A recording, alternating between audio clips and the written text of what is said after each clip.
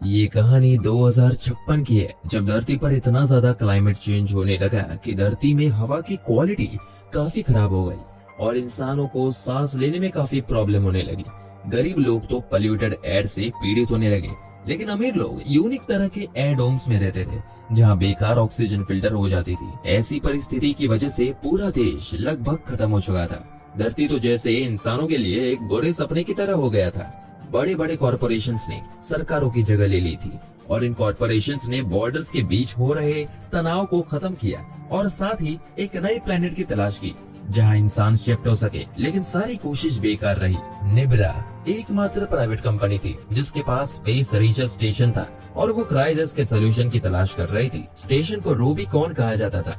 अभी वहाँ 5 crew members हैं, लेकिन उनका कार्यकाल खत्म हो चुका था। इसके बाद निब्रा ने 2 रिप्लेसमेंट ऑफिसर्स को वहाँ भेजा, जिनका नाम हैना वाइडनर और डॉक्टर गेविन है। उनका स्वागत स्टेशन कमांडर जेनसन ने किया। इसके बाद जेनसन ने उन्हें क्रू से मिलवाया। ट्रेसी कम्युनिकेशन डिपार्टमेंट संभालती है। डिमिट्री एक डॉक्टर है और साइंटिस्ट है। उसका बेटा डेनिलो भी एक साइंटिस्ट है और अगले क्रू मेंबर का नाम सर्जियो है। हैना और गेविन के आने से बाकी लोगों को शक होता है। डेनिलो को हैरानी हो कि निब्रा एक सैनिक क्यों भेजेगा, क्योंकि गेविन एक अमीर परिवार से बिलोंग करता है जो एयर डोम्स में रहता था। डेनिलो से इस बात के लिए चिढ़ाने लगा और कहता है कि तुम्हें यहाँ आने की बजाय डोम में ही रहकर जिंदगी के मजे लेने चाहिए थे। जब वो हॉल से गुजरे तो उन्होंने दीवार पर लगे कई हरे पौधों को देखा। हरे पौधों को डिमिट्री ने ही डेवलप किया था, जो कि स्टेशन पर ऑक्सीजन का सोर्स थे। हर स्टेशन के हॉल और कई कमरों में ये पौधे लगाए गए थे। डिमिट्री इसे एल्गाई सिस्टम कहता था। सांस लेने के बाद मनुष्य द्वारा छोड़ी गई सारी कार्बन डाइऑक्साइड गैस पौधे ऑब्जॉर्व करते थे और फिर ऑक्सीजन में ट्रांसफॉर्म हो जाते, इसलिए स्टेशन में ऑक्सीजन की जरूरत हमेशा पूरी रहती है। जेनसन कहता है कि नॉर्थर्न हेमिस्फीयर के बादलों की फॉर्मेशन कुछ अजीब होने लगी है, जिस वजह से स्टेशन को नॉर्थर्न हेमिस्फीयर की तरफ ले जाया जा रहा है। उन्हें इस जगह पर डिजास्टर की वजह से होने वाली कैजुअलिटीज की भी न्यूज मिली। गेविन एक केमिस्ट होने के साथ साथ ग्रीन एक्टिविस्ट भी है। उसके कई सारे कलीग्स नॉर्थ में ही रहते हैं। वो एनालाइज करने की कोशिश करता है कि उस जगह पर क्या हुआ है और वो साथ ही अपने कलीग से संपर्क करने की कोशिश करता है, लेकिन उसे कोई रिस्पांस नहीं मिलता। अगले दिन डेनिलो, ट्रेसी और सर्जियो पृथ्वी पर लौटने का तैयारी करते हैं, लेकिन डिमिट्री नहीं चाहता क्योंकि वो अभी भी अपने द्वारा बनाए हुए पौधों का ध्यान देने का डिसाइड करता है। वो लोग धरती पर वापस जाने के लिए एक लैंडर का इस्तेमाल करते हैं जिसे फेस्टा 2 कहते हैं। क्रू के जाने के बाद एक ऑफिसर सीक्रेटली हैना को कांटेक्ट करके एक्यूरस प्रोजेक्ट स्टार्ट करने को कहता है। निब्रा को पता था कि डिमिट्री ने एल्गाई सिस्टम बनाया है जिससे लगातार ऑक्सीजन प्रोड्यूस हो सकता है। वो इस सिस्टम को ह्यूमन सर्वाइवल के लिए लेना चाहते हैं। हैना यहाँ पर डिमिट्री से उसका एल्गाई सिस्टम पृथ्वी पर ले जाने के लिए यहाँ आई थी। उन्हें डाउट था कि डिमिट्री सही सैंपल्स नहीं भेज रहा, इसलिए क्रू को शक था कि निब्रा ने बहाने से एक सैनिक को क्यों भेजा। इस बीच गेविन को एक्यूरस प्रोजेक्ट के बारे में कुछ भी नहीं पता था और उसे सिर्फ डिमिट्री की मदद करने का काम सौंपा गया था। इस काम को करने के लिए पहले हैना ने मना कर दिया था क्योंकि एल्गाई सिस्टम एक लैब थी और उसे अर्थ पर लाना पॉसिबल ही नहीं था। फिर उसे बताया गया कि इस स्टेशन को हर कमरा एक अलग मॉड्यूल है। वो मॉड्यूल को कंट्रोल सर्किट से हटाकर एक्यूरस प्रोजेक्ट को अंजाम दे सकती है। तभी वहाँ डिमिट्री आता है जो उसे बताता है कि फेस्टा 2 के साथ संपर्क नहीं हो पा रहा। वो लोग पृथ्वी से भी संपर्क नहीं कर पा रहे थे जिससे ये कंफर्म हो सके कि उसकी लैंडिंग हुई है या नहीं। उन्हें लगता है कि ट्रांसमिटिंग एंटीना डैमेज हुआ है, लेकिन जब हैना चेक करती है तो वो देखती है कि एंटीना बिल्कुल ठीक है। फेस्टा 2 से कांटेक्ट करता है, जिससे जेनसन उससे बताता है कि उनका प्लेन कंट्रोल से बाहर चला गया था, जिस वजह से वो काफी तेजी से गिरा और कम्युनिकेशन कट हो गया। हैना जब धरती को देखती है तो हैरान हो जाती है कि उसका सरफेस को ब्राउन फॉग की मोटी चादर ने पूरी तरह कवर कर लिया था और शहरों की लाइट्स भी पूरी तरह बुझने लगी थी और धरती पूरी तरह अंधेरे में हो गई। हैना स्टेशन पर पहुंचकर अपनी बहन को कांटेक्ट करने की कोशिश करती है ताकि उसे पता चल सके कि धरती पर आखिर हो क्या रहा है, लेकिन सभी कम्युनिकेशन चैनल्स कट हो चुके थे। हम देखते हैं कि उसकी बहन ने उसे एक वीडियो मैसेज भेज रखा था जिसमें उसे बताती है कि अर्थ पर सब कुछ उथल पुथल हो चुका है, हवा काफी टॉक्सिक हो चुकी है और धरती पर पूरी तरह से अंधेरा हो चुका है। लोग काफी ज्यादा घबराने लगे हैं और आर्मी उन्हें बंकर्स में ले जा रही है। हैना गेविन से पूछती है कि आखिर ये सब हो क्या रहा है, लेकिन गेविन खुद इस बारे में जानने की कोशिश में लगा हुआ था। रूबिकॉन का संपर्क धरती से टूटे 2 दिन बीत चुके थे, लेकिन उन्हें पता नहीं चला कि आखिर हुआ क्या है। हैना को एक स्टोरेज रूम में पुराना कम्युनिकेशन रेडियो मिलता है जो काफी समय से इस्तेमाल नहीं हुआ था। करंट लेजर कम्युनिकेशन फॉग और बंकर को क्रॉस नहीं कर पा रहा था। इसलिए उसे लगा कि ये रेडियो सिग्नल काम करेगा, लेकिन इसके लिए उसे एंटीना से कनेक्ट करना पड़ेगा। हैना गेविन को बुलाती है, लेकिन गेविन जवाब नहीं देता और वो सीसीटीवी मॉनिटर में देखती है कि गेविन एयरलॉक में जा रहा है। वो एयरलॉक में एंटर करके खुद को कार्बन डाइऑक्साइड गैस से मारने की कोशिश करता है, लेकिन हैना और डिमिट्री उसे बचा लेते हैं और हमें पता चलता है कि गेविन जानता था कि पृथ्वी पर क्या हो रहा है। उसे बुरा लगता है कि वो पृथ्वी के लोगों को बचाने के लिए कुछ नहीं कर पा रहा है, इसलिए उसने ये कदम उठाया। वो बताता है कि ये जो फॉग की मोटी चादर है, ये एनवायरमेंटल पॉल्यूशन और हार्मफुल केमिकल रिएक्शन का परिणाम है।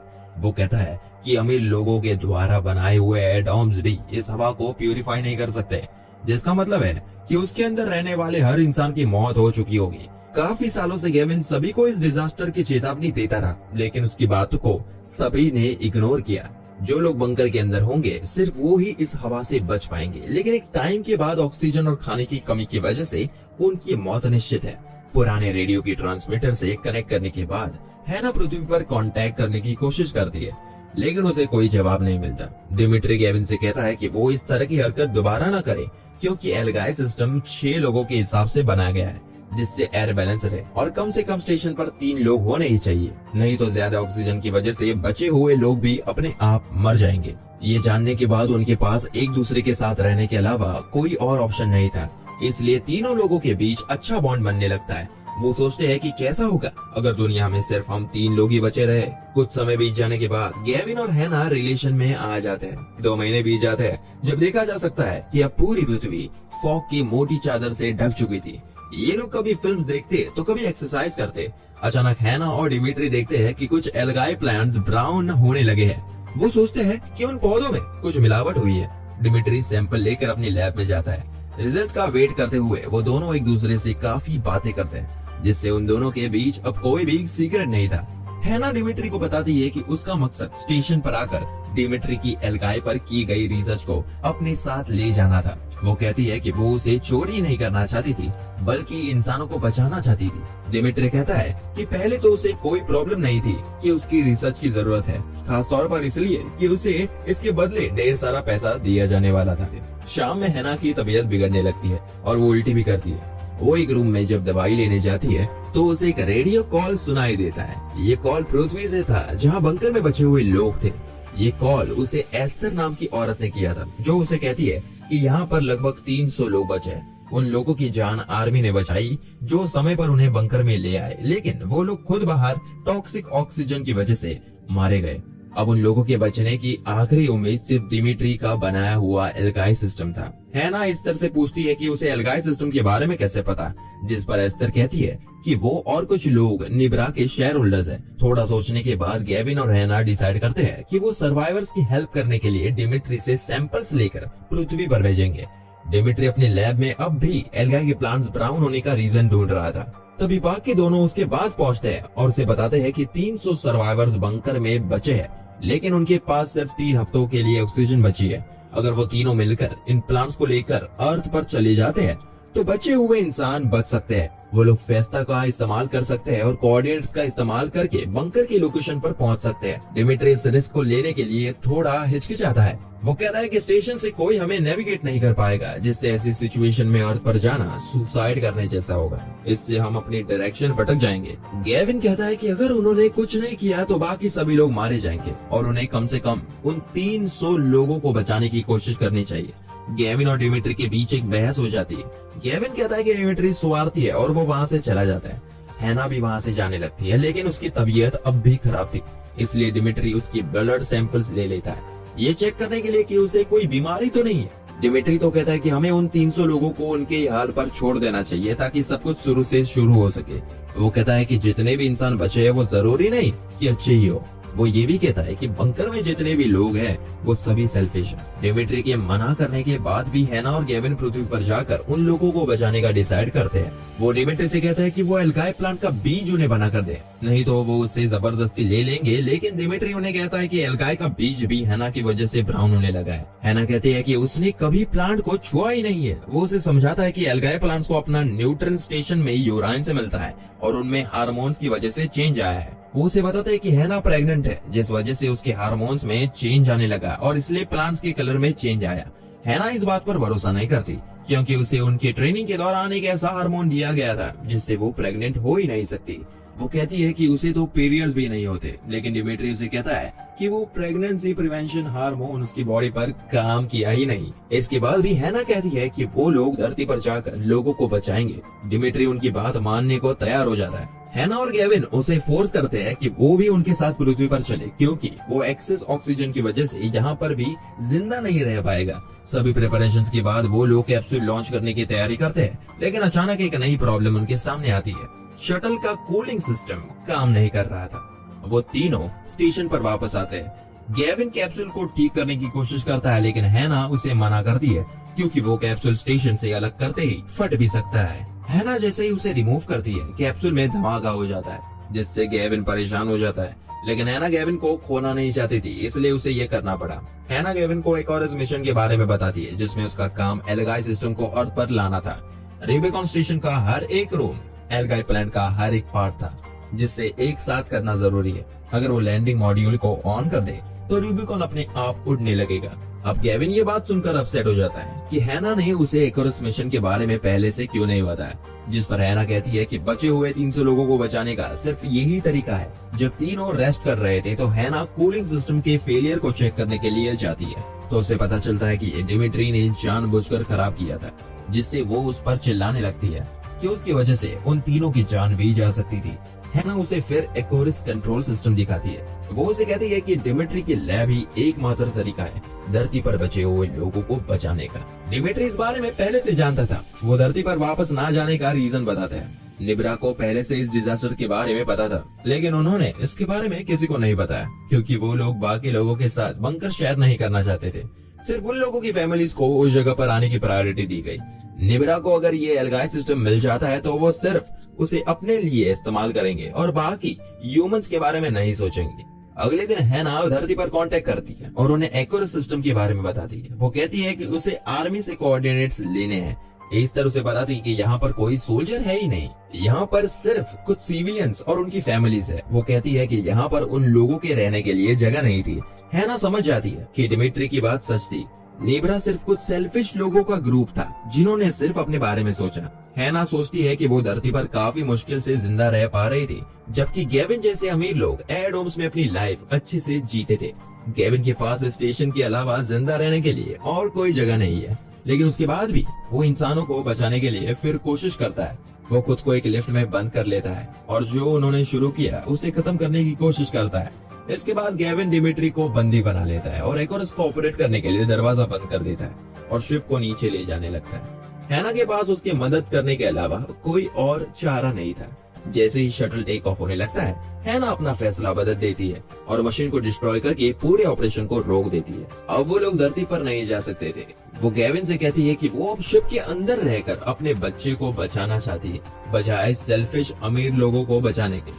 गेविन को हैना का ये बिहेवियर अच्छा नहीं लगता। इसके बाद वो दोनों काफी समय तक एक दूसरे से बात नहीं करते।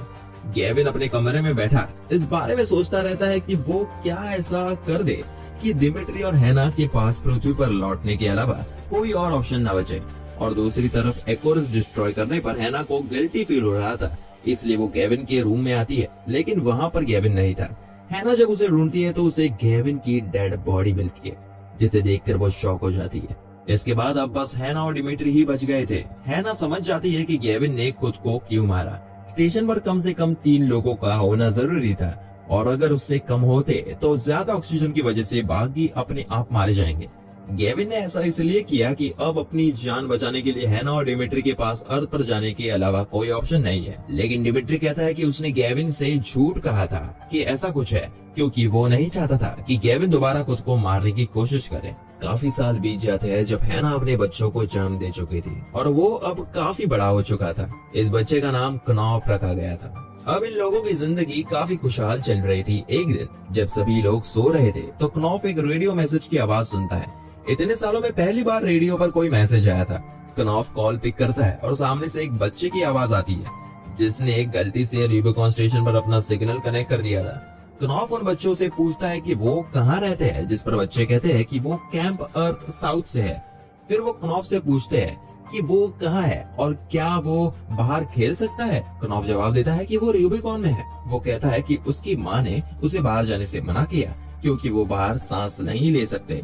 बच्चों ने सोचा कि वो अभी भी नॉर्थन हेमिस्फीयर में। उन्होंने कहा कि अगर वो उसके घर आना चाहते हैं तो उसकी माँ को ना बताए। यहाँ हमें पता चलता है कि अब धरती में लोग बाकी सर्वाइवर्स की तलाश करने लगे थे। सर्वाइवर्स चाहे गरीब हो या अमीर, इस बात से कोई फर्क नहीं था। कनॉफ खिड़की से बाहर देखता है कि नॉर्थन हेमिस्फीयर की ऊपर से सारी फॉग हटने लगी थी। इसी वजह से पृथ्वी पर से रेडियो सिग्नल रूबिकॉन से जुड़ सका। हैना और डिमिट्री को पता चलता है कि पृथ्वी के हालात ठीक होने लगे हैं और जल्दी वो लोग अब भी पृथ्वी पर लौटेंगे। और इसी के साथ ये मूवी यही खत्म हो जाती है। आपको हमारा एक्सप्लेनेशन कैसा लगा हमें कमेंट करके जरूर बताइएगा।